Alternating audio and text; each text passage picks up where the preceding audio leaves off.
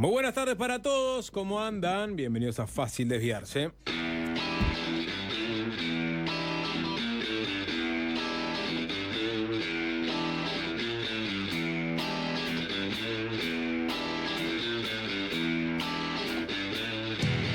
Exclusive.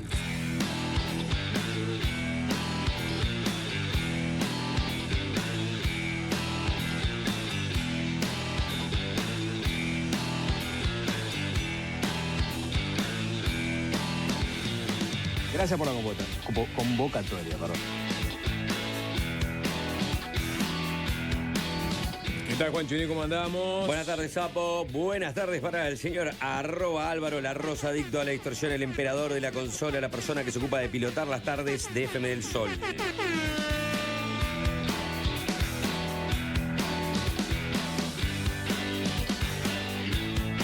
¿Cómo andamos, Nicolás? ¿Qué dice, Sapo? ¿Todo bien? ¿Qué tal? ¿Todo en orden? ¿Cómo andás? @hoy, qué macana, qué macanita, qué macana, Macarena Saavedra. Tirapasos. También tirapasos @César Giacosa. Switcher Master titulado por la Universidad de Ámsterdam. Con título validado por la Universidad de la República, que se encarga de la transmisión espacial, de la transmisión de YouTube de FM del Sol. Buenas tardes para todos.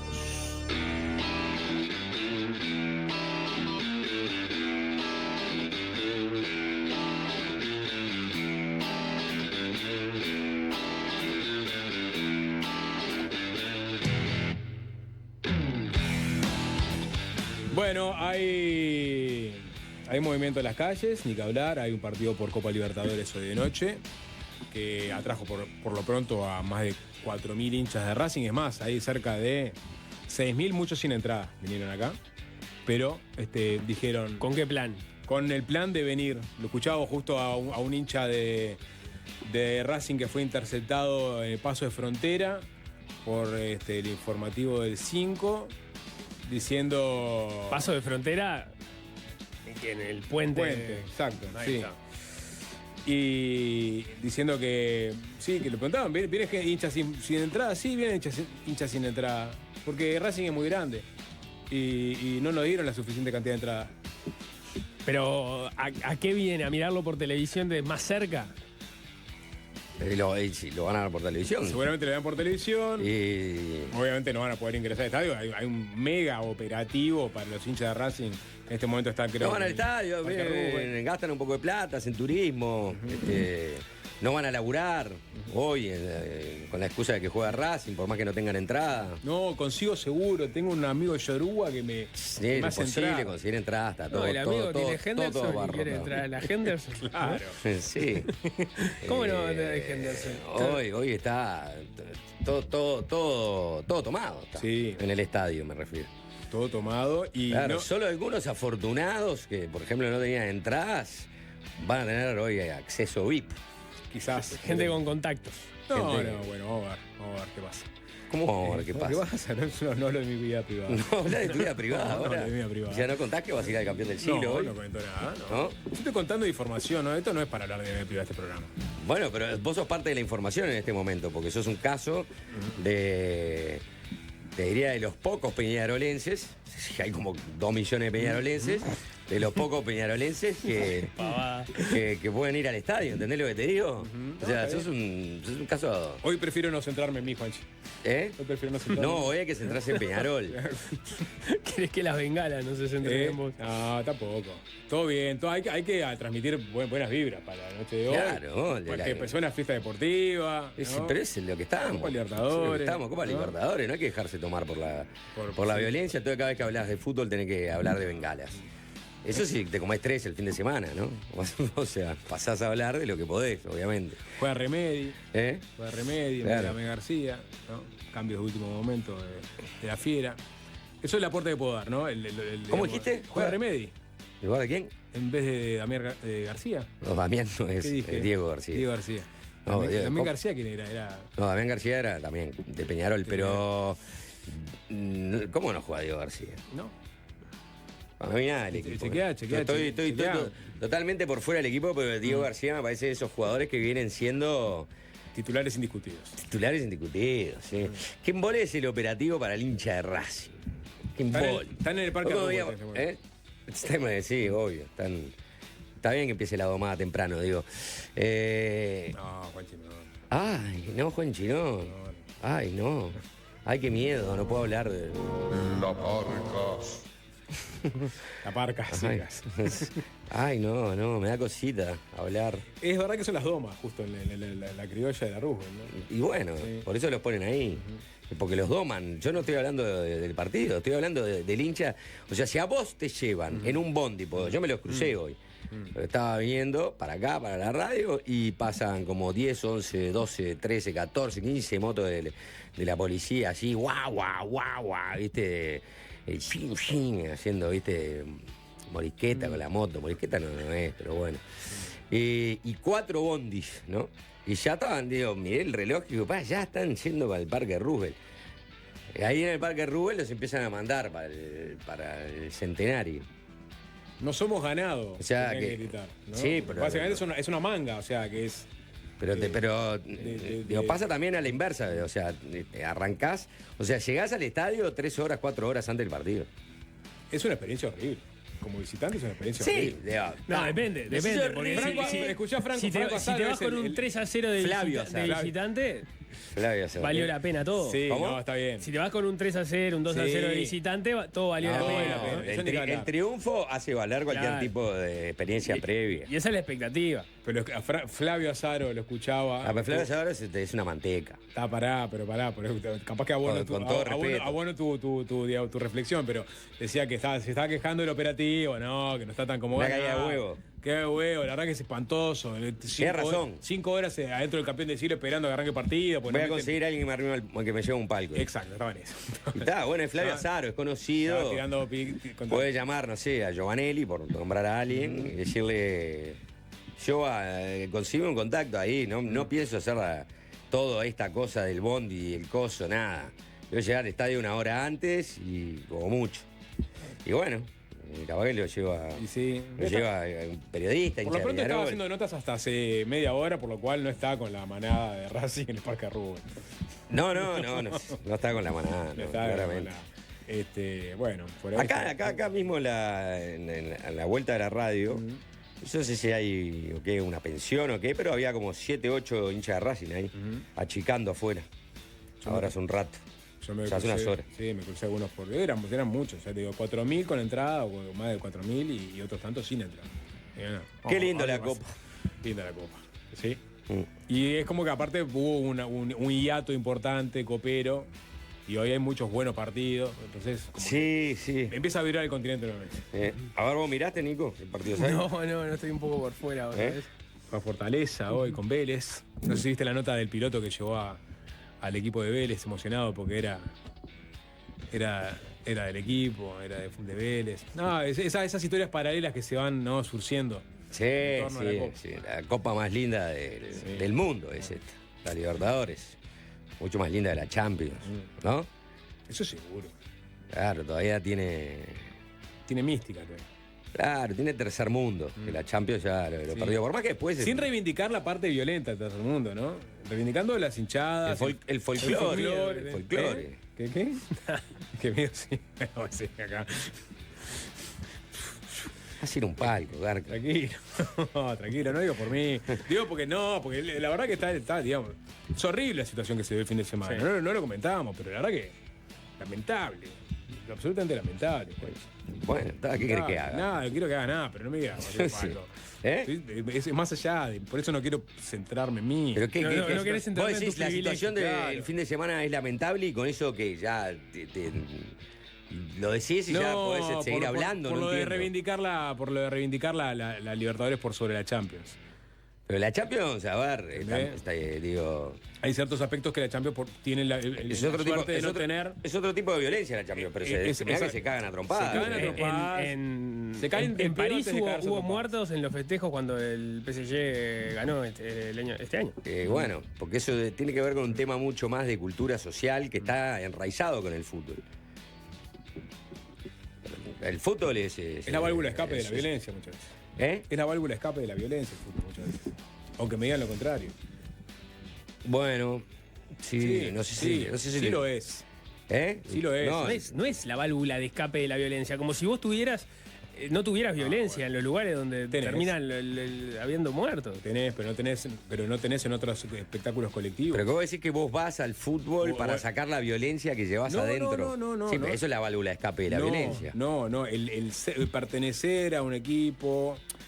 Otra vez vamos a traer en la discusión esta. Pero Vos me solo parece que entraste ya- en la discusión. Me parece que ya está recontradada esa discusión de que el fútbol Con es parte. el miedo a hablar de fútbol y tener que hablar de violencia. Porque eso es lo que genera la violencia. Que vos no puedas venir acá a hablar de fútbol sin tener que mencionar la violencia. Y Bueno, bueno, y si se matan, no sé si es por el fútbol o por droga o por banda o cosas, es problema de ellos. ¿Y de toda la sociedad? Sí, también de toda la sociedad. empezamos a complejizar lentamente. No, pero digo, yo pero por eso, vine a trascienda. hablar de fútbol, vine a Por hablar de eso. copa, de canto, Sí. de cosas, de esto, de partido, de la Libertadores. Yo metí un matiz nomás. ¿Eh? Yo metí un matiz, nada más. No, pues, Está bien, ¿sabes el lo que tipo pasa? sensible, Pero, comprometido con su tiempo, ¿sabes? Porque no te avergüences, que no te avergüences. No, porque ese matiz es cuando los informativistas, ¿viste? Pasa, no sé, un terremoto en Indonesia, ¿viste? Y murieron no sé cuántas personas. Entonces termina el tape y dicen, terrible, terrible. ¿Terrible qué? No, le está cerrando el bizcochazo. ¿Terrible qué? ¿Terrible qué? No es el mismo ejemplo. Si no les importa nada, ¿qué dicen terrible? ¿Qué les importa? Que se hayan muerto 1.000 o 2.000 o 3.000 indonesios. Es mentira, es la circunstancia de tener que hacer el comentario para no sé, para liberar. No, es terrible. Sí, ya lo vimos que es terrible. Guachi, mira, tiene que- Ya vimos, mira, se mueve todo, se cae en edificio, se murieron 1.000, ya vimos que es terrible. Juanchi, hoy de noche. Oh, qué terrible, qué terrible. Si vas a llegar a tu casa te vas a pedir sushi. Hacés Y te vas a no puedo dormir por lo que pasó en Indonesia, ¿sabías, mi amor? Juanchi, No, ¿qué pasó en Indonesia? después de. Murieron 1.000 indonesios por un terremoto, qué horror, dame una pastillita para dormir. Después Sí, de este dale. sainete, lo que te voy a decir es que hoy de noche el Ministerio del Interior tuvo que desafectar policía que tendría que estar vigilando otra parte de Montevideo para hallar el fútbol. Entonces, no me digas que no lo compares con el terremoto en Indonesia. Es No lo tiene nada que mismo, ver. Si es vos lo hablas mismo. todos los días de Venimos a hablar de coyuntura, fútbol, venimos a hablar de No, copa y vos decís, no, y lo que No pasó el vengas fin a de semana. sensibilizarnos con tus muertos. Lo que Claro, pasó el fin de no. semana es lamentable. Y sí, lamentable. ¿Y? podés complejizar un poco más. Te sé capaz de complejizar un poco más los temas. Pero, Te ¿qué? sé. Pero, ¿sabes lo que pasa? Pero solito entraste con esto. No, vos me Porque estás hiciste- caliente con los informatistas que muestran congoja con los terremotos. Y yo qué sé, capaz que estás caliente. Pero no tiene nada que ver con el fútbol y con lo de 2 muertos de fin de semana. No tiene nada que ver y con que la policía hoy tenga que destinarle 1.000 efectivos a un partido de fútbol. No, ¿sabes lo Tiene que nada pasa? ver, no tiene nada que ver. A mí me gusta el fútbol. Ah. Y me gusta el Me folclore. vas a calentar. Y me gusta el folclore. Calentate todo lo que Ah, quieras. va, por esto Calentate es todo lo fútbol. que quieras. Sacate las ganas de calentarte acá. Que no pudiste con Sashi el otro día. ¿Cómo vas allí? Te jineteó así. ¿Eh? ¿No te vamos, Sashi? ¿No? Yo creo que no. Ya lo hablamos esto, ¿no? Pero está bueno repetirlo. Yo vine a hablar de fútbol. Yo vine a hablar de fútbol, no vine a hablar de. Yo vine a hablar de eutanasia. De muertos. Bueno. Está. Digo, Ah, yo por venir ah. vine a hablar. Bueno, está bien. ¿Ah? Está bien. Digo, ahí sí podemos hablar de muertos. Perfecto. Ahí sí podemos hablar de muertos. Pero ahí está contextualizado el tema. Eutanasia, muerte. Sí. Fútbol, muerte. No, fútbol. Fútbol. Si un loco se bajó de una moto, no sé dónde, para robar una bandera, si esto y lo otro, yo estoy hablando de fútbol, no voy a hablar del loco de la moto. ¿Ah? Porque si no soy como el informativista que dice, qué terrible, hubo un terremoto en Indonesia. No terrible nada. Qué bueno que hubo un terremoto en Indonesia, así podemos pasar una noticia, que no sea que se rompió un semáforo en la Avenida Italia y Luis Alberto Herrera. Por suerte hubo un terremoto en Indonesia. Tú sabes que puedes dar más. Pero no es el día hoy, pues juega Peñarol. Entonces vamos a tener una tanda Por y supuesto. que corra la pelota. Claro. ¿no? Y que sea una Pero no podemos pelear entre peñarolenses hoy en día. Y juega Remel. O sea, Quiero que lo sepa, juega Remel. Sí. ¿Está? Además, cuando tenemos saco de plomo acá en el estudio. Viste que sembró la cizaña. En un momento logró la discordia entre dos carboneros, pero No, Se no lo logró dejamos nada, hablar. no logró nada. Creo que vos entraste solito. Hay que hacer una tanda. Una tanda. Es una tanda, así nos metemos con, Sí, con vamos. lo que está discutiendo aquí- en la Cámara de Diputados. Entonces. ¿A quién le toca el tema de arranque? A mí. Juan Chini. Bueno, vamos a Haz hacer. lo tuyo. Oingo Boingo se llama la banda. La canción es un tema de John Lennon, se llama I Am the Walrus. Aquellos que ella considera más importantes y que por eso los protege mediante la ley penal. El derecho a la vida, que tiene el mismo valor, dignidad, por el solo hecho de ser humana y que por ello genera el deber de no matarla. Y si el médico no tiene un deber respecto a ese derecho de la sociedad, de que nadie dé muerte a nadie, ni ayude a nadie a darse muerte, es porque la sociedad, con esta nueva ley penal, estaría modificando los bienes jurídicos que tutelaba con esos delitos. Lo que sí se discute es si para la sociedad en su conjunto la vida humana es un bien jurídico a tutelar mediante la ley penal de un modo igual para todo ser humano, independientemente de su grado de autonomía. Bueno, ahí está hablando el diputado Juan Martín Rodríguez. Se está en este momento argumentando a favor y en contra del proyecto de ley de eutanasia. Escuchemos a Gabriel Gurméndez, diputado colorado. Parte Colorado está dividido en esta votación. Gurméndez, por ejemplo, va a votar en contra, si mal no tengo entendido. Sí, claro, va a votar en contra. Vamos a escuchar un poco lo que dice. Muerte, autorizando a una persona a infligir un homicidio sin pena como única alternativa de su dignidad humana. Yo siento que nuestra responsabilidad, al contrario, es la de agotar todas las instancias y todos los recursos para que estas personas reciban la sanación, el alivio, el amparo, las medicinas, la asistencia y la atención que requieren para esa etapa de su vida. Y eso supone todos los esfuerzos. El Uruguay realmente no puede aprobar esta ley de eutanasia cuando tiene todavía pendiente hasta reglamentar la ley de los cuidados paliativos. Es un pendiente del Estado, es un pendiente de la sociedad. Ahí está Gurméndez argumentando en contra de este proyecto. Después nos metemos con la internilla que se dio en el Partido Colorado. Bueno. Entre Ojeda y Vamos Uruguay, ¿no? Porque había supuestamente un consenso en que se apoyaba este proyecto. Vamos Uruguay sale diciendo. Después nos metemos. Después nos metemos. Con los matices. Pero lo cierto es que se va a aprobar hoy en diputados, más allá de esta larga jornada, se va a aprobar en el Senado y va a ser ley. La ley de eutanasia, como decíamos, desde el año 2020 está este proyecto dando vueltas. Obviamente Ope Pasqué en primera instancia, después vino Ope Pasqué, se sumó Luis Galo del Frente Amplio, tuvo los apoyos del Partido Independiente y también de diputados del Partido Colorado. En la legislatura pasada se votó en diputados, se cajoneó en la comisión del Senado y ahora, bueno, se reflota nuevamente y todo apunta a que se va a votar. Si les parece, repasamos algunas de las ¿Se intervenciones. va a votar? No, se va a aprobar. Sí, se va a votar ¿No? y se va a aprobar, exactamente. Se va a votar afirmativamente. En diputados y en el Senado. Y en el Senado también. Entonces, tenemos a Luis Galo, que es el miembro informante del Frente Amplio y de este proyecto en particular, quien tuvo una intervención, pero también dio un discurso, ¿no? Que incluso incluyó lágrimas, cuando empezó a recordar a personas que ya fallecieron y que en su momento reclamaban que se aprobara un proyecto de eutanasia. Teníamos idea de pasar alguna imagen, pero por decisión de la presidencia no vamos a contar con ello. Pero sí vamos a leer alguna nota que nos llegaron, algunas cartas que nos llegaron en forma personal y en forma colectiva a la Comisión de Salud.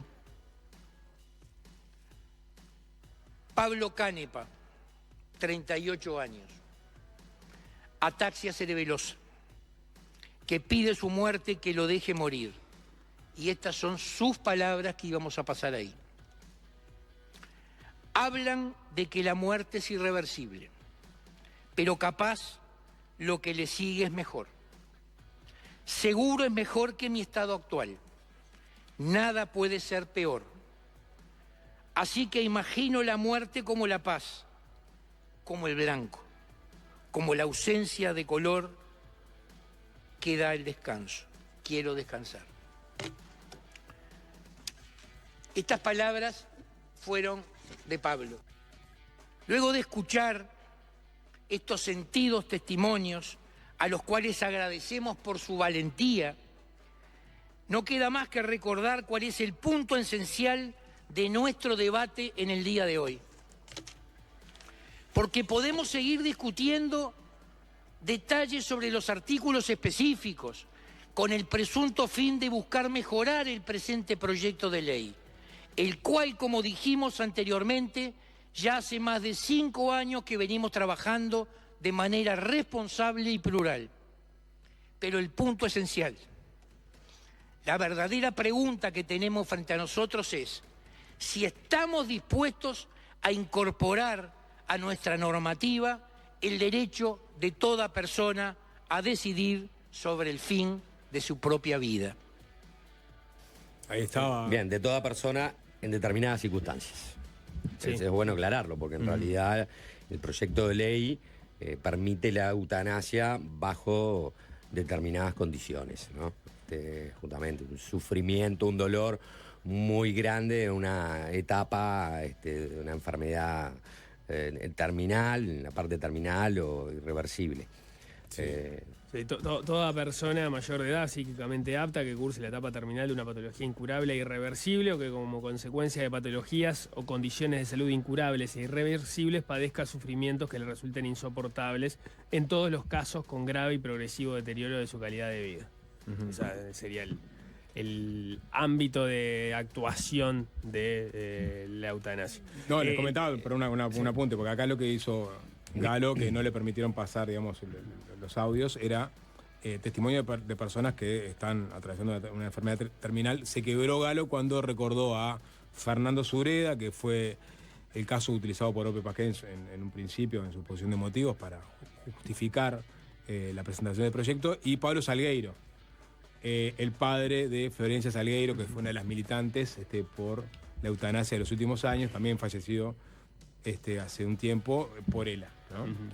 Tuvo ELA en su momento. De hecho, y ahí se quiebra Galo por completo, dijo a la memoria de yo. Contó el trabajo que hizo Sureda con él, y uno entiende que también con Ope Pasquet, porque cuenta que lo empezó a contactar desde antes de 2019, o sea, previo a, o en el contexto casi de la campaña electoral del 2019, o sea, previo a que Ope Pasquet presentara su propio proyecto, en el cual Sureda daba algunas entrevistas hablando de su situación personal a distancia, pues ya estaba postrado, según entiendo, y él iba al piso del lugar donde se hiciera la entrevista como una forma de posicionar el tema. Algo similar ocurrió con Ope Pasquet, que cuando termina después presentando el proyecto de ley lo cita, incluso en la primera línea de la exposición de motivos del proyecto de ley. Pero Galo también leía otros testimonios. Escuchamos el referido a Pablo, esta persona de 38 años que tiene una enfermedad, que él ya está reclamando la eutanasia. Lee el testimonio de la madre de Pablo, que estaba allí en la barra, si no me equivoco, que daba cuenta, digamos, de cómo ve a su hijo y dando fe de que su hijo está reclamando efectivamente una muerte digna. Y lee otro testimonio de Beatriz, una señora que ya tiene más años, que tiene ELA, que ella no quiere en ese momento la eutanasia, porque todavía está en una etapa progresiva de la enfermedad, pero donde todavía puede hacer algunas cosas. Hay otras que no, como por ejemplo, menciona, dormir a sus nietos, etcétera, pero sí quiere saber que cuando llegue ese momento tenga la posibilidad de elegir. Ese fue un testimonio que destacó, que había llegado a la Comisión de Salud cuando se discutió el tema en diputados, de esa gente que todavía no la está reclamando, pero quiere tener esa tranquilidad de que en algún momento, si llegan a querer esa opción, la puedan usar. Bien, vamos a escuchar algunas otras intervenciones. En este caso es el diputado blanco Andrés Greci, que es el miembro informante en minoría de proyecto, es decir, está en contra, como varios legisladores blancos. No me queda claro todavía, en la pasada votación cuando se votó en diputados en la pasada legislatura, diputados que ahora están en la Cámara, como Sebastián Andújar o Mario Colman o Diego Echeverría, votaron a favor del proyecto. Pero, por ejemplo, Sebastián Andújar no votaría a favor en este momento. No. Se retiraría de sala. Sí, Es así. retiraría de sala, efectivamente. Lo puso en su cuenta de Twitter, ¿no? Sobre la ley de eutanasia. Hoy en la Cámara de Diputados se está tratando el proyecto de ley sobre eutanasia, muy mal denominado muerte digna. Hace bastante tiempo vengo reflexionando profundamente sobre este tema, que interpela convicciones éticas, filosóficas y personales. Yo tengo un rechazo absoluto a la idea desde el plano filosófico. De hecho, no lo tuvo en la legislación pasada, ¿no? Pero en este momento tampoco el convencimiento pleno que me permita votar afirmativamente. Nuestro reglamento parlamentario no contempla la abstención en sala. Por ese motivo, en respeto a mis principios, he decidido ausentarme en el momento de la votación. Más allá de la ley, estamos hablando de la vida, la muerte, de cómo las enfrentamos como sociedad. Por eso es muy importante el respeto sobre todas las miradas, sobre todas las decisiones, y esta es la mía. Sí. Bien, bueno, ahí está. Andújar en la pasada votación sí lo hizo, ahora define abstenerse, aunque no se lo permitan salir de Claro, no estoy a favor, no estoy en contra, pero no permite el reglamento abstenerse, así que sale de sala. Sale sala. Bueno, el informante en minoría Andrés Greci decía lo siguiente en un pasaje de su intervención. Que es una ley que va a impactar en la población, en el personal de la salud, tanto los médicos como el personal de enfermería, que son y serán los principales implicados en la ejecución de la misma. Todos coincidimos en querer que las personas puedan transcurrir el final de su vida en paz y sin dolor. La diferencia principal no es la finalidad subjetiva que se persiga, sino cuáles son los medios convenientes para lograrlo. No es prudente y no está bien simplificar el debate entre sufrir y morir. Nadie quiere sufrir.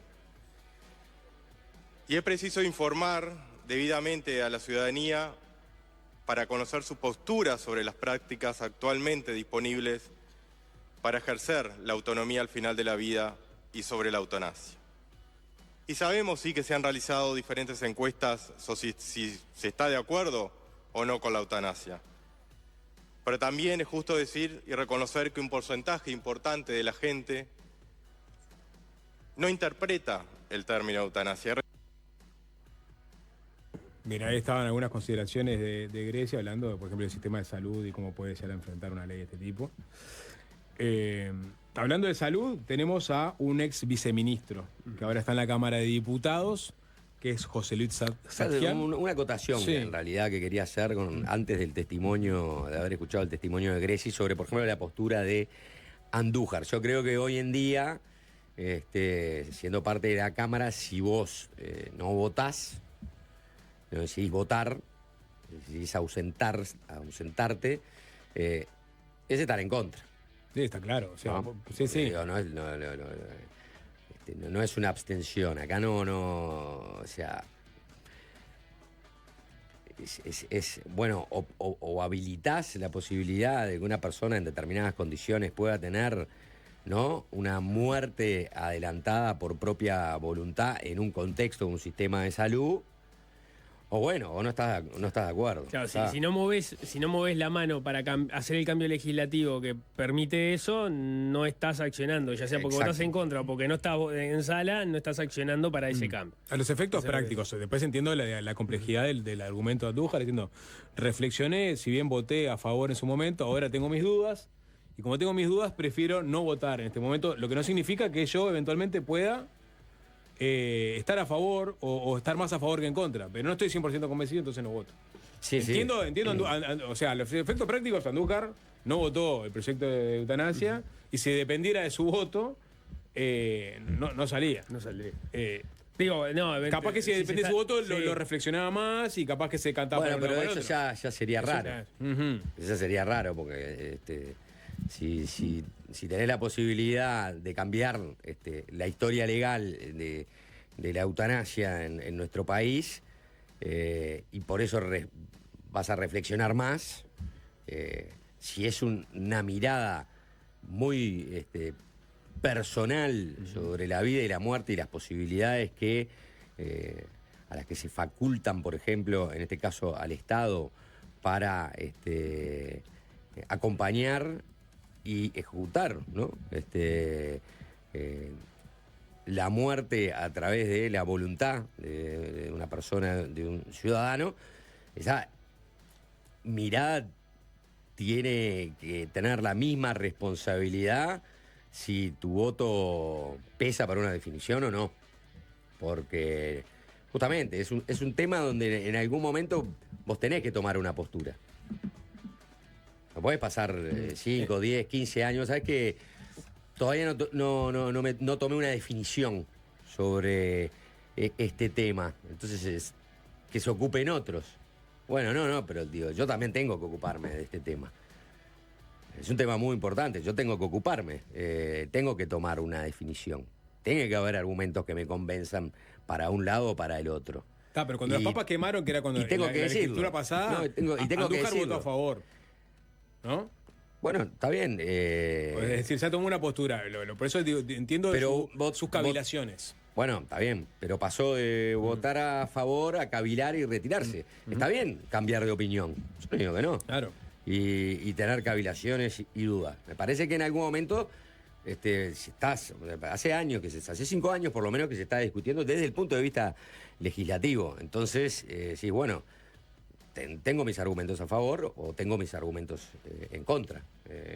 Por ejemplo, no sé, muchos de los argumentos que hemos escuchado de las personas que están en contra, lo decía el propio Gabriel Gurméndez, es si no ni siquiera implementamos la ley de cuidados paliativos y ponemos todos los recursos en una ley que es tan importante, ¿no?, a la hora de atender el problema de la etapa final de la vida de una persona, no podemos adelantarnos y votar la eutanasia. ¿Tá? Es un argumento, podés estar a favor o en contra, pero entendés, ¿no?, que vos vas por otra prioridad. Es decir, y la prioridad es que asegures y fortalezcas uno de los tratamientos que te permitan acompañar mejor a esa persona doliente, ¿no?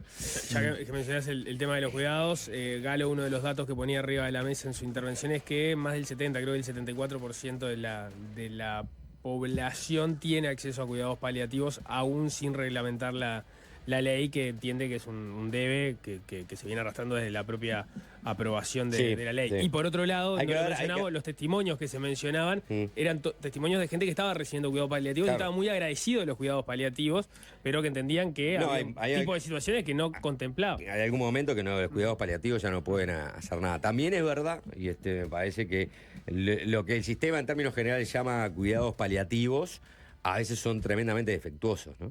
O sea, hay un cúmulo de experiencias, por lo menos, de personas que reciben cuidados paliativos y no reciben la calidad que se requiere de esos cuidados paliativos. Porque eso es también lo que hay que evaluar. Sí, la calidad del servicio médico que te están dando. Vos podés decir, sí, estás recibiendo cuidado paliativo, pero si esos cuidados paliativos no están funcionando del todo bien, bueno, estás recibiendo la atención necesaria como para poder atender de la mejor manera tu parte doliente o sufriente. Y requiere de muchas cosas, no solo de un tema farmacológico que te permita ir llevando el dolor. Es evidente que también requiere de un tema terapéutico. Hay muchas cosas que están dentro y que hoy igual no las tenés. Más allá de que en el fondo del asunto, si una determinada persona con un contexto duro de enfermedad, durísimo de enfermedad, quiere optar por el derecho a la muerte, bueno, yo creo que el Estado debería acompañarlo, porque si no, lo dejás por fuera del sistema. ¿Qué le está diciendo? Suicidate, que alguien te mate. No sé, cosas que a veces ni siquiera puede ser y que son mucho más indignas y violentas, ¿no? Bueno, es lo que planteaba Ope Pasquet originalmente, el otro día puso un caso muy parecido. Pero vamos a meterle pata, vamos a saltear a ver, la cúpula del Ministerio de Salud Pública del gobierno anterior, Daniel Salinas y José Luis Sadjian. Salinas ahora salió explícitamente a decir que estaba en contra y por qué había que votar en contra. Sadjian, desde la Cámara de Representantes, también argumentó en contra. Ella había adelantado su posición cuando era subsecretario de Salud Pública. Es decir, digamos, parte del ambiente que había en el gobierno anterior tiene que ver con que la cúpula del Ministerio de Salud Pública estaba en contra. Si les parece, vamos a escuchar a Silvana Pérez. ¿La tenés por ahí a Silvana Pérez, César? Silvana Pérez Bonavita es una de las dos diputadas de Cabildo Abierto. Reivindican que es la única bancada, en realidad Salle también, pero que estaba en la legislatura anterior, que esta vez vuelve a reafirmar su posición contraria a la eutanasia y lo plantea en un discurso bien cabildante. Como podrán recordar, durante todo el periodo legislativo pasado, este tema tan trascendente mantuvo el foco encendido en ambas cámaras. En diputados, quienes nos pronunciamos en contra de esta ley atroz, dimos una gran pelea. Lamentablemente, solo Cabildo Abierto en su totalidad mantuvo coherencia en defensa de la vida. Aquí estamos hablando de vidas humanas. Para empezar, aclarar que esta moda de la eutanasia se ha aplicado en varios países. Parece ser que junto a la ideología de género, el aborto, la perversión dentro de la educación que afecta a nuestros niños y la legalización de sustancias sin percepción del riesgo, esta moda o cultura del descarte está cada vez más presente.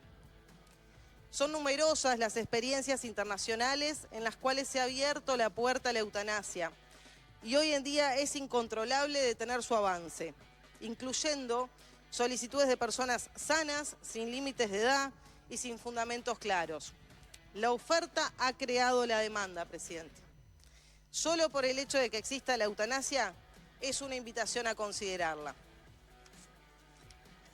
La eutanasia no es más que un negocio, presidente. Hay que dejar el romanticismo de la empatía que algunos quieren vender y empezar a hablar claro.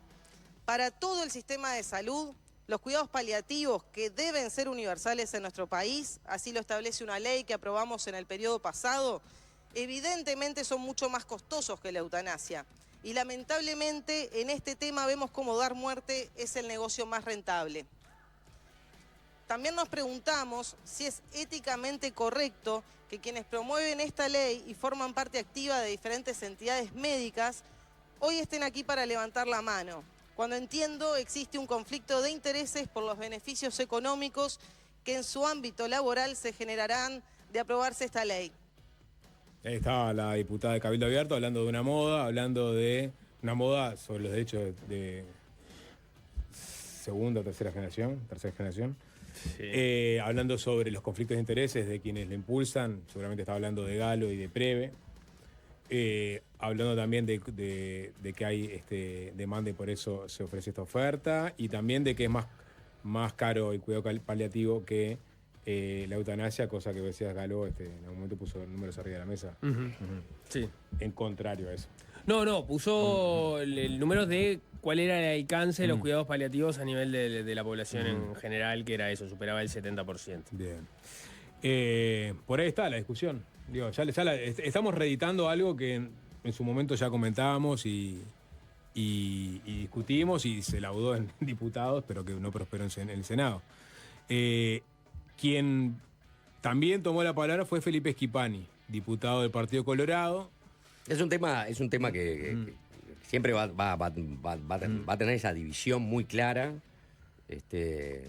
entre los más liberales y los más conservadores. Es así, ¿no? Sí, ahí está la línea, la eutanasia. Esa es la línea, ¿no? Básicamente, en todos los países del mundo que se discuten este tipo de temas, ese es el eje, me parece, más claro desde el punto de vista ideológico. Y cada uno tiene su postura, su decisión, y son de alguna manera irreconciliables y inmodificables, ¿no? Capaz que alguien puede llegar a cambiar de opinión con el tiempo, pero el bloque, lo medular de un pensamiento más conservador implica este tipo de concepción sobre la vida humana y la perspectiva más liberal implica otra, justamente darle más autonomía y derecho al individuo sobre su propia vida. Y lo otro trata de una concepción, si se quiere, más por fuera del individuo. Es decir, el individuo no es dueño de definir cuándo llega a su final y, por tanto, el Estado tampoco puede acompañar, ¿no? o admitir o legitimar una decisión que no le corresponde al individuo, sino que lo trasciende. Con eso me parece, desde esos puntos de partida que parecen bastante básicos, pero bastante concisos a la vez, es un debate que ya atravesó muchos países y que han sido más o menos las posiciones, ¿no? Ideológicas y sobre todo el grueso de los argumentos, ya sea a favor o en contra. Sobre lo que dijimos de esa pequeña polémica del Partido Colorado, Andrés Ojeda había salido a decir que era un proyecto de puño y letra del Partido Colorado, presentado en el periodo pasado por Ope Pasquet. Es un proyecto de raigambre ballista con amparo en la libertad. Les parecía importante destacar que es un proyecto del partido que lo reivindica y lo respalda, que ha conseguido contar con los consensos, con la mayoría para ser aprobado. Y ahí salió Vamos Uruguay a decir que, en un comunicado, que el Partido Colorado en su ámbito orgánico no había adoptado resolución alguna en apoyo ni en rechazo al mencionado proyecto de ley. Claro, porque para que no queden dudas. El Comité Ejecutivo Nacional había emitido un comunicado ayer en el cual reivindicaba el rol que había jugado Ope Pasquet y el Partido Colorado. Destacaba que se pudiera dar un debate de esa naturaleza y constataba que la mayoría de los colorados iban a votar afirmativamente. No decía el Partido Colorado decide votar. Hacía todas esas vueltas que hicieron que Vamos Uruguay saliera a aclarar que no se había tomado ninguna decisión y que todos tenían libertad de acción para ir y votar. De hecho, claro, Vamos Uruguay está bastante dividido ahí. Claro, era el momento que el Partido Colorado tenía de reivindicar un proyecto tan trascendental como suyo, ¿no? Y Vamos Uruguay decir, mire que no es tan colorado, porque nosotros que tenemos más, digamos, de hecho la bancada mayoritaria es nuestra. Claro, pero hay muchos de que están hoy, los contás como bancada de Vamos Uruguay, que van a votar a favor. Porque de hecho estaban en Ciudadanos en el periodo pasado y lo votaron en su momento. Sí, bueno, Felipe Schipani vota a favor. Felipe Schipani está acompañándolos desde el inicio de este proyecto y también hizo uso de la palabra. La eutanasia o la muerte digna no se le impone a nadie. Es absolutamente voluntaria.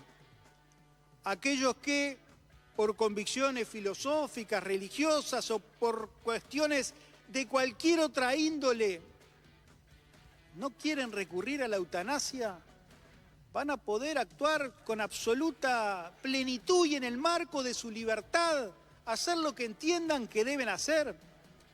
Pero no podemos, por esas mismas convicciones, retasearle el derecho a aquellas personas que no están dispuestas a seguir viviendo de modo indigno, a seguir sufriendo innecesariamente, a seguir prolongando una vida que entienden que ya no tiene más sentido. Este proyecto, señor presidente, es también un proyecto enormemente compasivo. La compasión no es otra cosa que la capacidad que tenemos los seres humanos de ponernos en el lugar del otro. Compasión es también empatía. No es la lástima, no es la pena, sino que es el reconocer que el dolor ajeno... Ahí está el diputado Felipe Schipani del Partido Colorado argumentando a favor de este proyecto. Sigue la sesión, se va a votar afirmativamente. Andás a ver a qué hora. Andás a ver a qué hora y después pasará a la Cámara del Senado. Nos vamos a una tanda, no sin antes adelantarles que vamos a meternos con el conflicto de la pesca, que hemos tratado bastante poco. Sí. En el programa, es un ¿no? conflicto que lleva ya casi 3 meses, 2 meses y medio. Vamos a estar conversando con una de las partes, el presidente de la Cámara Pesquera, o de la Cámara Industrial Pesquera, Juan Rivas Zucchelli. fácil se impone. Fácil desviarse. El conflicto de la pesca lleva más de 75 días y según los empresarios del sector ha acumulado pérdidas que superan los 40 millones de dólares por lo que no se ha pescado en este conflicto y en una época aparte de la zafra buena. Es por eso que sobre el final de la semana pasada la Cámara de Industrias Pesqueras del Uruguay junto con la Cámara de Armadores Pesqueros del Uruguay hicieron un movimiento audaz y lanzaron un llamado laboral a trabajadores que quieran integrarse a la actividad. A lo largo del fin de semana recibieron más de 6.000 postulaciones, un número que supera ampliamente la cantidad de marinos que necesitan. De hecho, los empresarios pesqueros esperan que en una semana estén listos los primeros barcos que zarparán con los postulantes que ya cuentan con libreta de embarque, un requisito necesario para salir al mar. Obviamente la resolución no fue tomada bien por los sindicatos. El PIT-CNT consideró que esta decisión es una decisión antisindical y además el propio ministro de Trabajo, Juan Castillo, dijo que no era una buena salida. Bueno, para entender las razones que llevaron a los empresarios a tomar esta decisión y conocer mejor la visión que ellos tienen sobre este conflicto, es que vamos a conversar ahora con Juan Riva Zucchelli, presidente de la Cámara de Industrias Pesqueras. Bienvenido, gracias por acompañarnos hoy en Fácil Desviarse. Gracias por la invitación. Vamos a tomarnos algunos minutos iniciales de esta entrevista para entender cómo funciona el sector. ¿Quiénes son los integrantes de la Cámara de Industrias Pesqueras del Uruguay y de la Cámara de Armadores Pesqueros del Uruguay? Bueno, primero vamos a definir qué es un armador, porque es un término más marino que... Un armador es la empresa que administra el barco.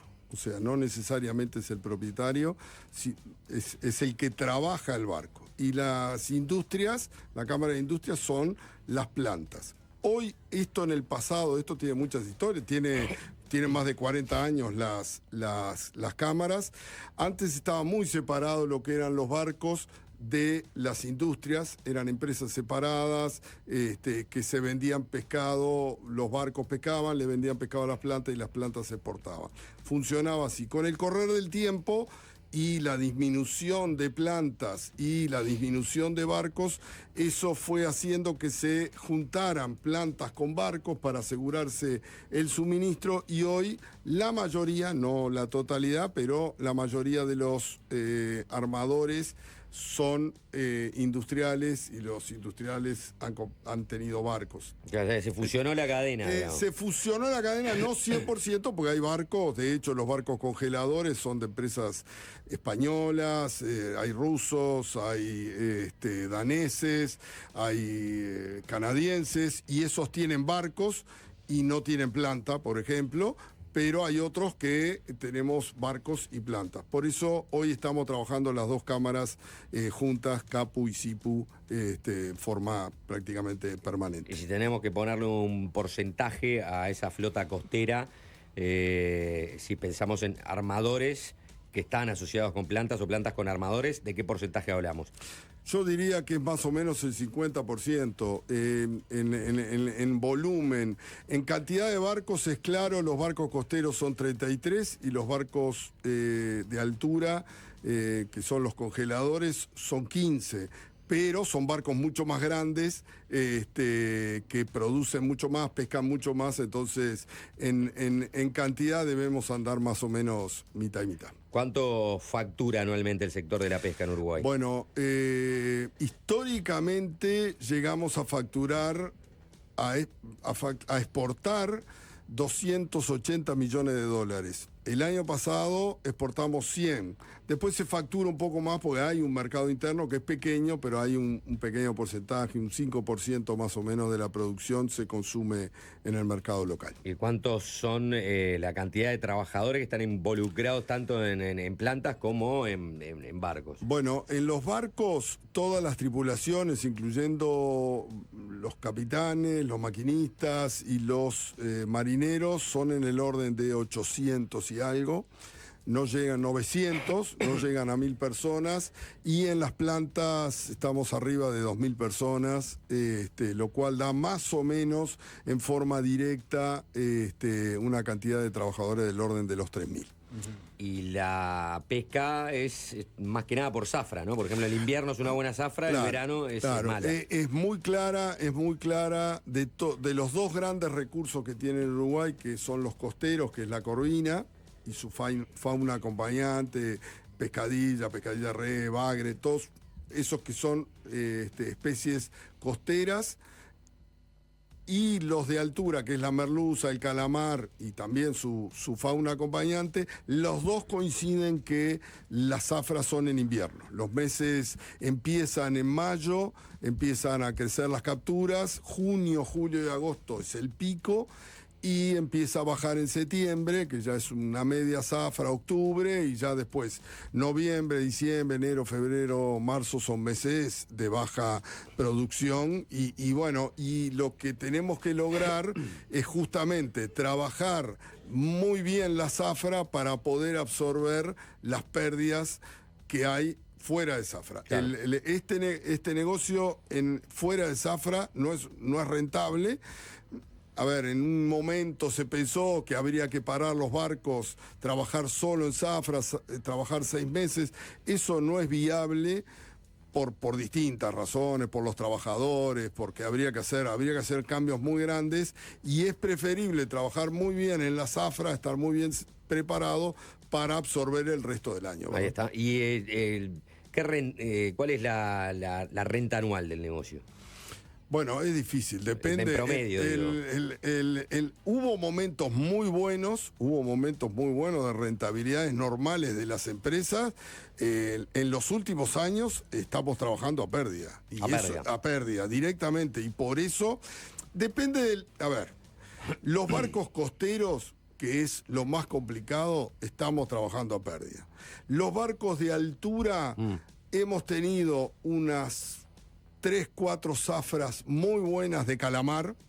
En la pesca uno pretende que se den 3 condiciones, digamos, simultáneas, que no siempre se dan, pero en estos años se dieron: que haya una buena captura, un buen precio y una buena, compra de los países que llevan nuestros pescados. Entonces, cuando se nos dan las 3, una buena demanda, un buen precio y una buena captura, ahí los números son otros, y en los últimos años han sido buenos. Eso es lo que ha permitido algo que nos plantean, y nosotros mismos nos planteamos, que es el mejoramiento de los barcos, que efectivamente son antiguos, tienen muchos años, pero los barcos se renuevan, se tienen que subir a dique. Subir a dique implica sacarlos del agua para ver su estado fuera del agua, que es lo que no se ve, y están habilitados por la prefectura. O sea que no hay... Yo siempre comparo con el Capitán Miranda. El Capitán Miranda tiene casi 100 años. Y sigue navegando, y se le han hecho muchos arreglos, y se va renovando, y se cambian motores, generadores, guinches, en fin. Hoy hay otra tecnología, toda la parte, si uno mira los puentes de los barcos nuevos, tienen computadoras, sonares, radares, radios, en fin, tienen una cantidad de elementos que hacen que estos barcos estén actualizados. Sí, son viejos, pero están actualizados. Unos están mejor, otros están peor. Como todo, los costeros son los que más han sufrido y son los que necesitan más mantenimiento. Ahí después nos vamos a meter, porque una de las reclamos del sindicato es justamente, hay mejoras a los barcos para los efectos de su funcionamiento, pero no a los efectos de las instalaciones. Pero es una reivindicación se quiere lateral, porque capaz que nos metemos de pleno en el conflicto, ¿no? El nudo de conflicto, que es este pedido del sindicato de que se ponga un tripulante extra para no tener que suplantar ellos al capitán cuando descansa, la salida y entrada del puerto. Es así, a grandes rasgos. Ese fue el planteo original en los barcos costeros. Sí. Los barcos costeros llevan un patrón, que es el capitán del barco, un maquinista y 7 marineros. Esa es la composición tradicional. Hay algún barco que tiene algún tripulante más, pero eso es lo estándar. Como son viajes cortos, no más de 7 días, nos llevan estos barcos 2 patrones. En los barcos de altura llevan 2 patrones, entonces van rotando. En estos barcos, lo que se hace, y se hace en cualquier barco en el mundo, funciona así, es que los marineros, entre sus tareas, es hacer la guardia. Se ha dicho que los marineros manejan los barcos. Los marineros no manejan los barcos. O sea, hacer la guardia significa, a ver, hoy hay pilotos automáticos, estos barcos pescan en pareja. Cuando un patrón descansa, el patrón del otro barco que va al lado operando es el que está al mando de la pareja. O sea, siempre hay un patrón que está al mando de la pareja y simplemente lo que hace el marinero que está en la guardia es estar atento, está comunicado por radio con el patrón y... Es casi un copiloto, digamos. Es casi un copiloto. Entonces tiene que, obviamente, tiene que tener un cierto conocimiento, que lo tienen. Finalmente reconocieron que lo tienen, y porque está dentro de las tareas inherentes a su profesión. Entonces, no hay un inconveniente. Lo que dicen ellos es, pedimos este tripulante extra para poder descansar. Para poder descansar, exactamente. Bueno, yo justamente lo que digo es que el descanso, cómo se da, cómo trabajan en pareja los barcos, siempre uno de los barcos está descansando. ¿Qué puede pasar? Que haya un lance muy grande, el lance es juntar la bolsa y haya mucha cantidad, y que supere la capacidad del barco. Entonces, en ese caso, uno de los barcos sube la mayor cantidad y le pasa lo que se llama la bolsa al otro barco para que siga trabajando. Eso se puede dar, pero se da, ojalá se diera todos los viajes. Porque otra cosa que nos decían, pero trabajamos mucho y en 3 días, 4 días volvimos. Bueno, yo creo que es lo que quiere cualquier marinero. Cualquier tripulante lo que quiere es ganar ese dinero en 4 días en vez de en 7. A ver, si yo puedo ganar en 4 días lo mismo que gano en 7, o sea, pesco lo mismo, la misma cantidad... Bueno, yo prefiero hacerlo en 4 días. Digamos, los marineros no ganan dinero si no hay pesca. Ganan a pesca. Ganan a la parte. O sea, puede estar 10 días, digamos, embarcados y volver sin pesca. Y no haber un pescado, y puede pasar, sí, puede pasar. Eso es real, pero creo, digamos, que los porcentajes de la parte de la cual que está establecida justamente en los convenios, tiene en cuenta todo ese tipo de situaciones, tiene en cuenta que no están en la casa, tiene en cuenta que no, digamos que no están, digamos que no es un trabajo rutinario de 8 horas y después me voy a mi casa. Eso está contemplado y por algo los salarios son bastante más. A ver, si nosotros en Zafra analizamos que un marinero puede ganar 10.000 pesos por día y trabaja 20 días, gana 200.000 pesos en el mes. Yo quiero saber qué trabajador, digamos, sin una preparación más que su profesión, que es saber cómo se maneja la red, cómo se sube y demás, y después es encajonar el pescado, ponerle hielo, o sea, bajar la caja a la bodega, ponerle hielo y estivarla. Ese es el mejor escenario. ¿Cuál es el promedio? Bueno, el promedio, nosotros estimamos que el promedio anual está en el orden de los 5.000 pesos.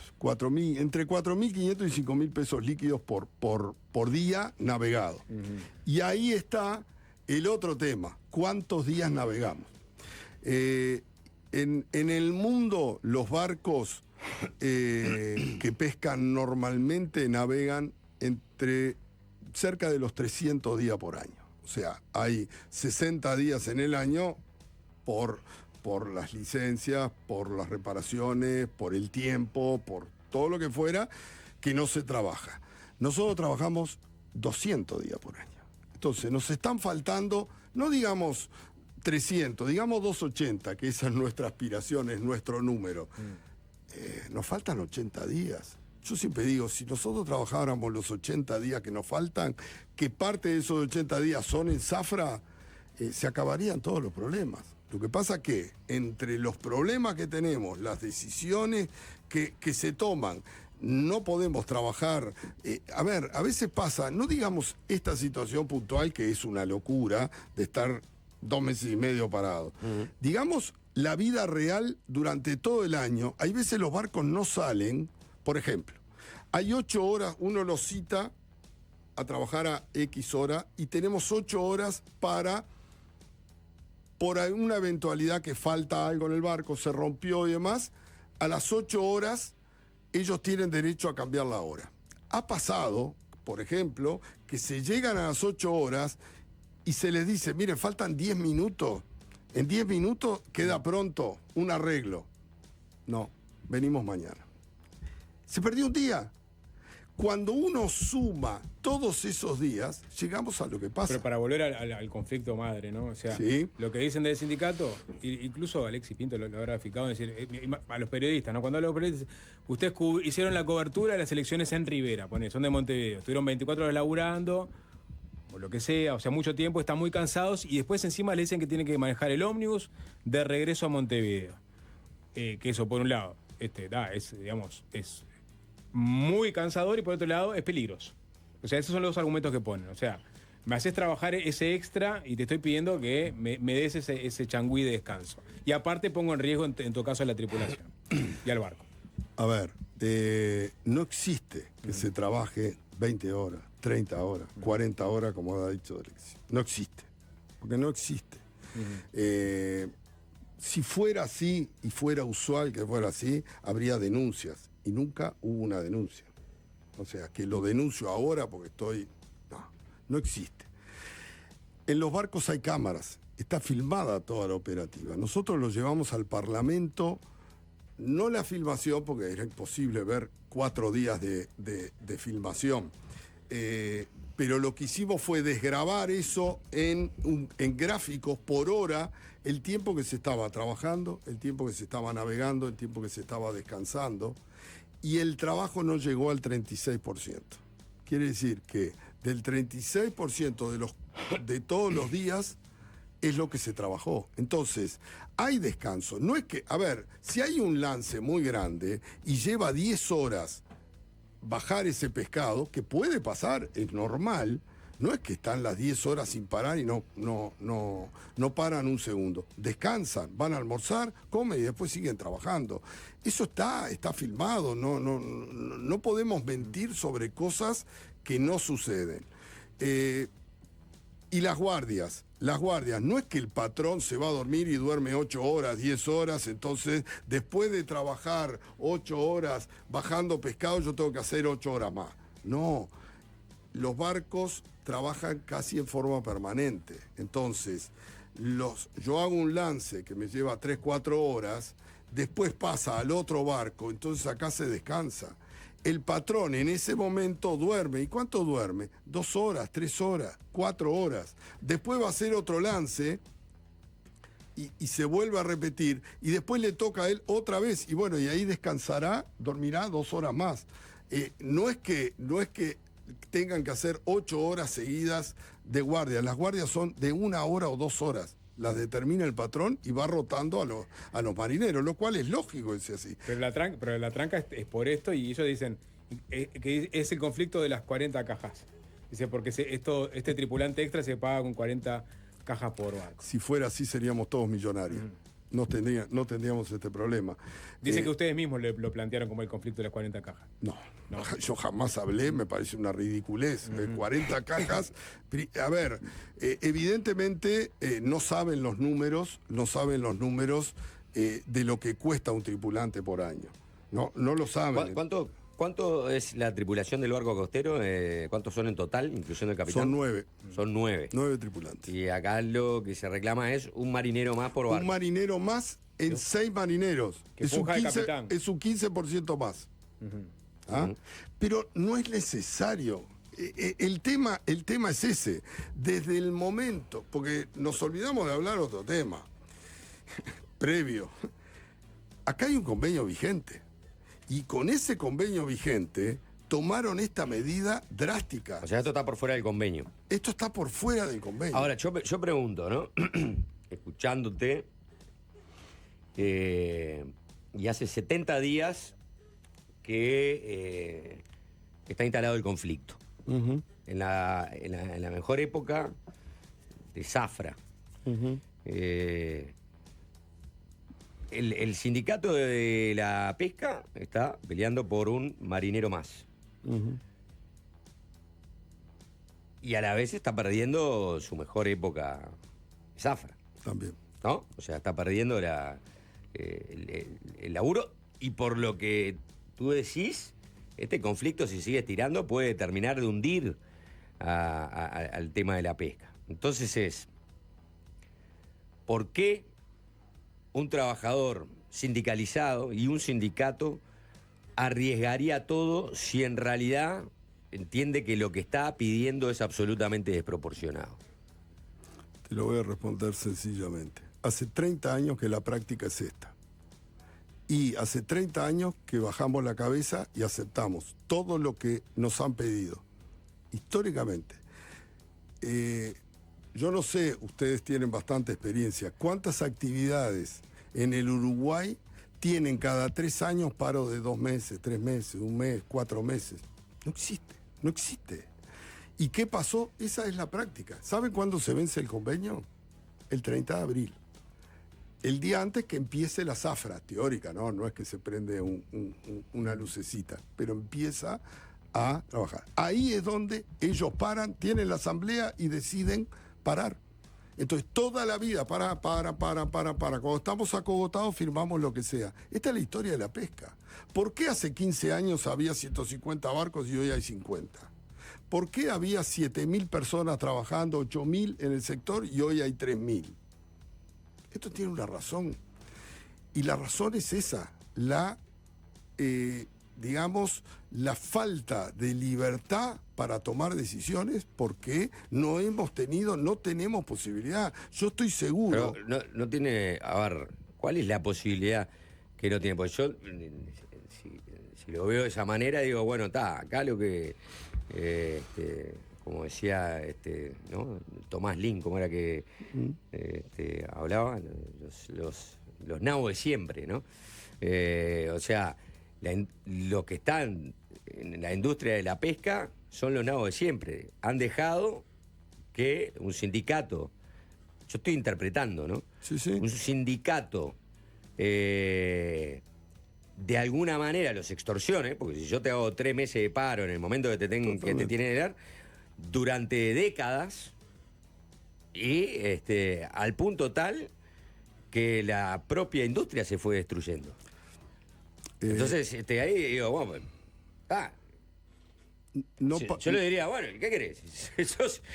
Si dejaste de que te hicieran eso, y bueno. Exactamente, exactamente. No quiero decir, pero si sos un boludo. ¿Entendés lo que te digo? Sin falta el respeto. Lo entiendo perfecto y yo te voy a dar mi interpretación. Yo hace años que quiero hacer esto. Años.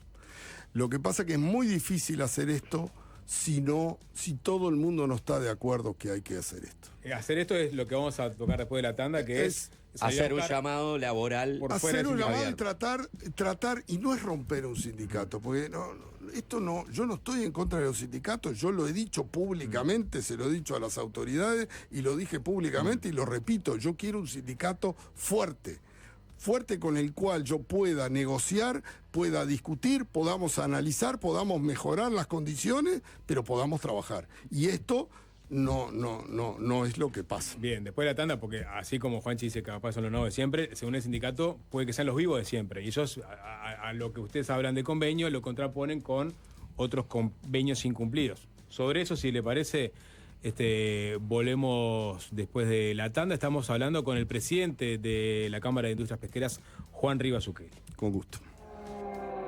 Es fácil desviarse. Seguimos conversando con el presidente de la Cámara de Industrias Pesqueras, Juan Rivas Ukeli. estamos en un conflicto ya de largo aliento, empiezan a haber movimientos, hay si se quiere, acciones refundacionales por parte de la industria, que vamos a abordar en breve, pero sobre una de las disputas, digamos, a nivel mediático que se está dando entre el sindicato y la Cámara es, bueno, la Cámara dice que se viola el último convenio firmado que regía hasta el 2027, y ahí aparece el sindicato y dice que en realidad la Cámara había violado estos son convenios, no son dentro del Consejo Salarial, son pico a pico con las empresas, ¿no? Ahora sí. Ahora sí, que en realidad habían violado el convenio firmado en el 2023 que venía del 2021, cuando hubo un parate de 8 meses, creo, y que hubo una suerte de lockout patronal que les impidió trabajar. Es decir, ahí fue cuando en realidad se violó un convenio que sí estaba, digamos, mediado por el Consejo de Salarios. ¿Qué dicen al respecto? A ver, primero, no fue un lockout patronal. Lockout patronal es otra cosa. Nosotros lo que hicimos en verano, esto fue el 18 de diciembre, le escribimos 5 cartas al presidente de la República, al ministro de Ganadería, al ministro de Trabajo, al ministro de Industria y no me acuerdo cuál era el otro, pero 5 cartas en las cuales le decíamos, si no tocamos, hacemos las modificaciones que hay que hacer para que esto sea sostenible, esto no se puede seguir trabajando. Eso fue el planteo, y ese planteo quizás fue hecho en un momento, era verano, pero lo hicimos en verano porque justamente en verano es cuanto menos se pesca, el daño era el menor posible, y entonces el gobierno demoró mucho tiempo en analizar toda la situación, lo tendría que haber además... lamentablemente, cuando se demoran en tomar decisiones, le dio un seguro de paro a toda la gente. Era mucho más lo que gastó el Uruguay en los seguros de paro que lo que se estaba planteando en ese momento. Entonces, realmente, en vez de invertir, que no era que pedíamos plata, porque ellos hablan de subsidio, no es ningún subsidio, pedimos ajustes en ciertas tarifas que se habían excedido en su momento. Eso fue todo lo que pedimos. Y en vez de hacer eso rápidamente, demoraron 4 o 5 meses en hacer eso. En abril se vence el convenio y nosotros, para, digamos, evitar daños mayores, decidimos salir a pescar, hablamos y dijimos, bueno, vamos a salir a pescar, y el sindicato ahí para negociar el convenio. Y esa negociación, que no fue una negociación, fue una imposición, implicó que las empresas le dieran a los trabajadores un 18% de aumento en dólares. Ellos ganan en dólares. Eso es otra cosa. Hoy el dólar está bajo, es cierto, pero cuando tenía otros valores, o sea, ellos es como que tienen un nivel de ajuste con el dólar. Entonces, no fue un lockout patronal de 8 meses, no fue un lockout patronal, pero sí estuvimos parados nosotros, y eso es cierto, 4 meses, lo dijimos, no tenemos nada que ocultar, no necesitamos mentir, porque no sé qué necesidad de mentir cuando están claro, están las actas, está todo de que se estuvo negociando el convenio y llevó hasta fin de julio. ¿Por qué están hechos entre las empresas? Por una decisión del sindicato también. Toda la vida se firmaron convenios en el Ministerio de Trabajo tripartitos sin ningún problema, desde el año 85.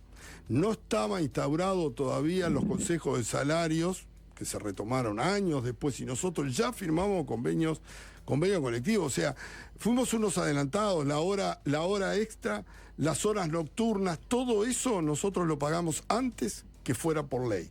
Entonces, siempre hubo buena disposición con respecto a los trabajadores.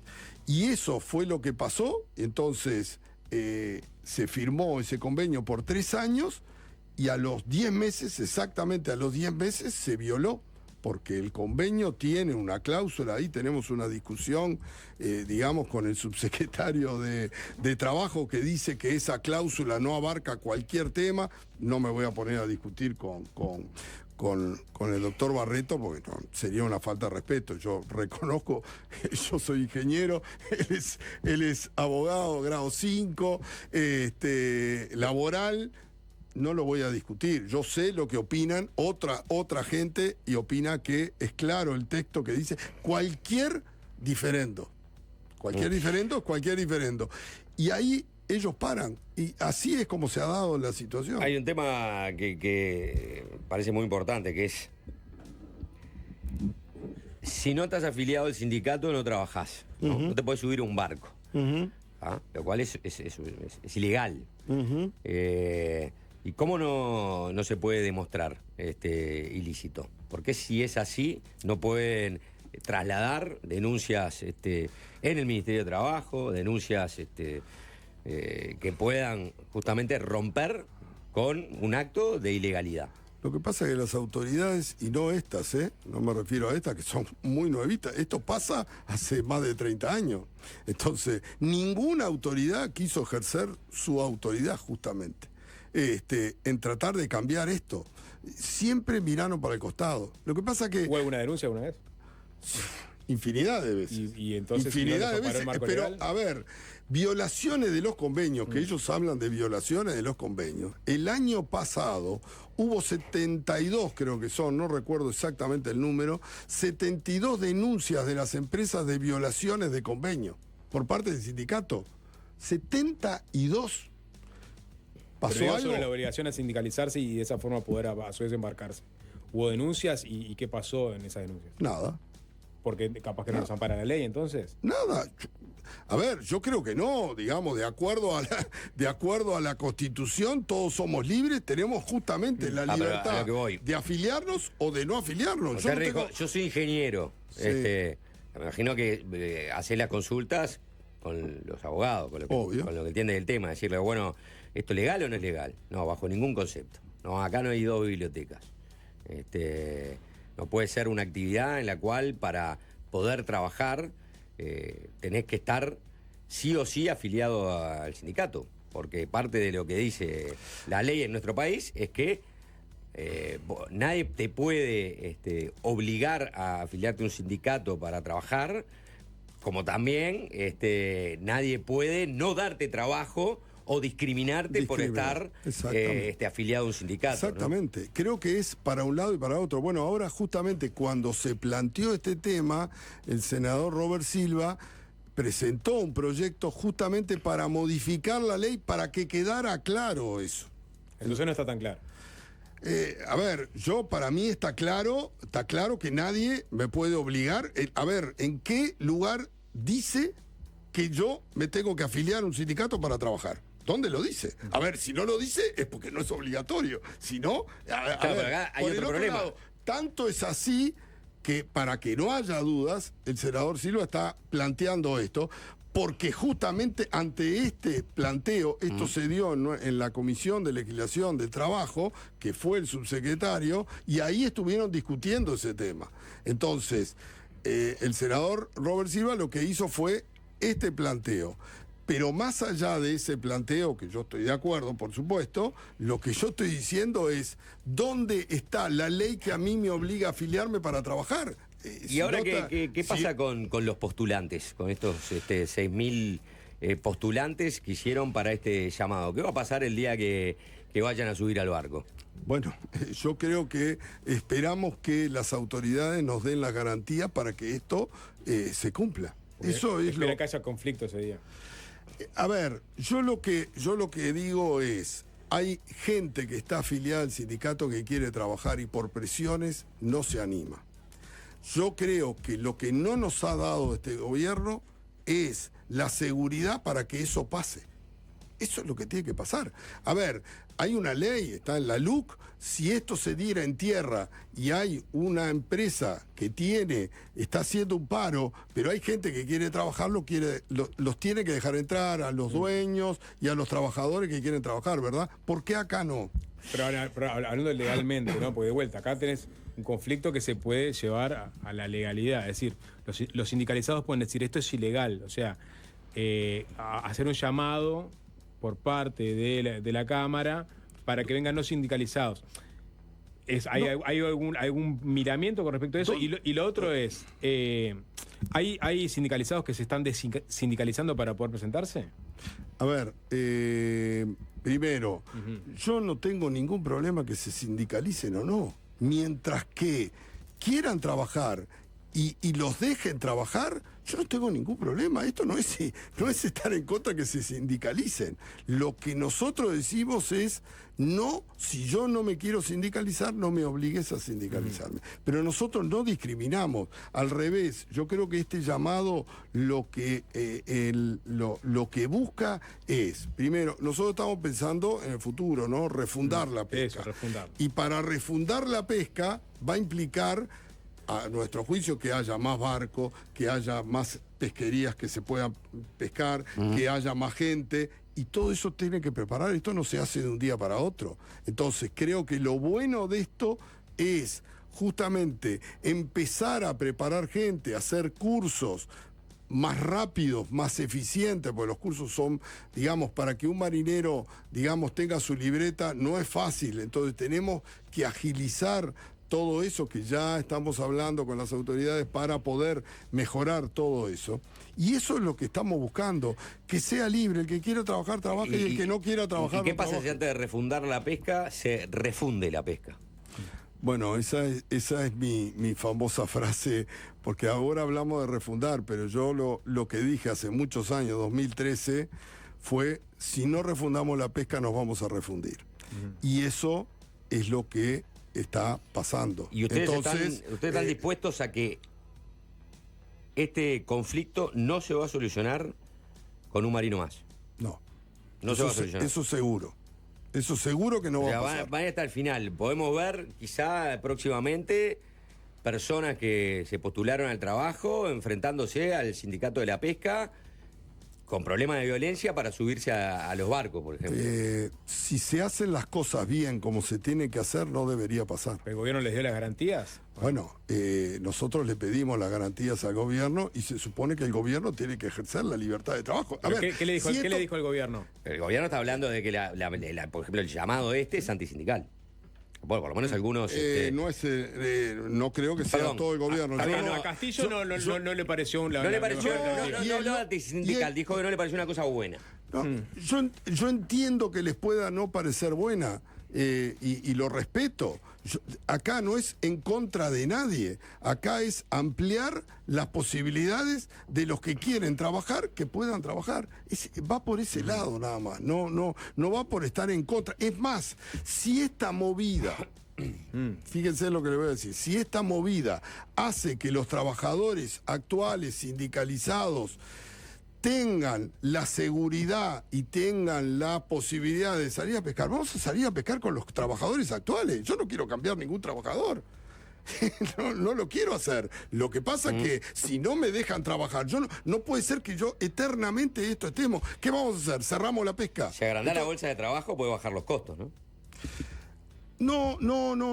No, porque nosotros planteamos, está escrito. Yo logro que el día de mañana no trabajar con determinada cantidad de pescadores y puedo ver que con un llamado puedo agrandar la bolsa de trabajo. No, Juanchi, no pasa por ahí, porque esto no es cuestión de cantidad, esto es cuestión de calidad. Y el problema que tenemos hoy con los números actuales es por la forma de trabajar de muchos años. Yo creo que acá no es un problema. Si nosotros trabajamos los 280 días por año, no va a haber ningún problema con los salarios. Al revés, yo creo que va a ser mejor. Yo siempre digo, a mí, si yo tengo que ir a negociar con alguien y me están pidiendo algo, si yo estoy apretado, estoy sin trabajar, hace 70 días, me están fundiendo, ¿con qué ánimo voy a ir? Si me va bien, si tiramos todos para el mismo lado, vamos por el mismo camino, voy a ir con una predisposición 10 veces mejor y seguramente que era lo que pasó en algún momento, pasó eso. Es natural, en las plantas pasa eso. Y sin embargo es el mismo sindicato, pero se maneja de otra manera. Por eso digo que es muy particular. En las plantas no hemos tenido problemas, nunca, no ha habido paros, alguna cosa puntual. Y sin embargo es el mismo sindicato. ¿Por qué es así? Y porque ellos tienen la fuerza donde arranca el tema. Nos quedan temas por hablar, por ejemplo, el impacto a nivel internacional de los pesqueros españoles, la decisión sobre la cuota, ¿no? El cobro automático, que tampoco lo van a hacer, pero será para otra ocasión. Esto recién está arrancando, a pesar de que tiene ya unos meses. Yo creo, Diego, que hemos en todos estos días algo positivo que ha pasado es que el tema de la pesca se puso arriba de la mesa.